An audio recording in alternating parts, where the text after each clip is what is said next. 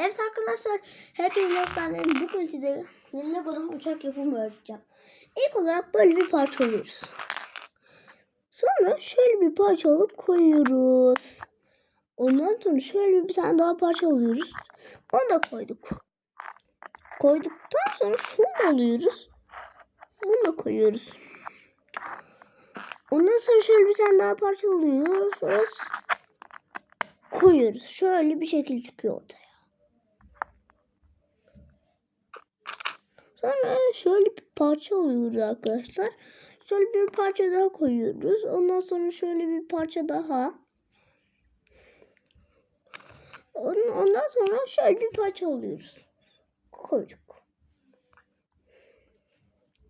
Şöyle bastıralım da su çıkar. Ondan sonra şöyle bir parça alıyoruz. Koyuyoruz. Ondan sonra şöyle iki tane şey alıyoruz. İki tane bundan alıyoruz. Bu parçadan iyice görün. Sonra şöyle koyuyoruz. Şöyle oluyor. Ondan sonra şöyle bir tane daha koyuyoruz. Ondan sonra şöyle bir parça alıyoruz.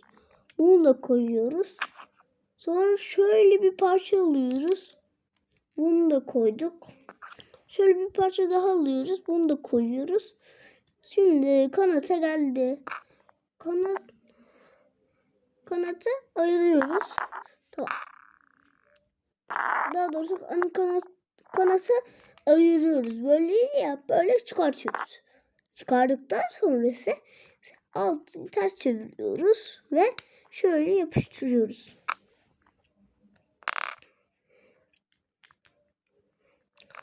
Ondan sonra ise şunları alıyoruz, şöyle yapıştırıyoruz. Ondan sonra alıyoruz ve yapıştırıyoruz. Yani yapıştırmıyoruz, daha doğrusu koyuyoruz.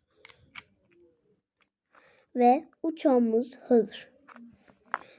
Daha çok gelmesini istiyorsanız bu videoları beğenip abone olmayı unutmayın. Bay bay.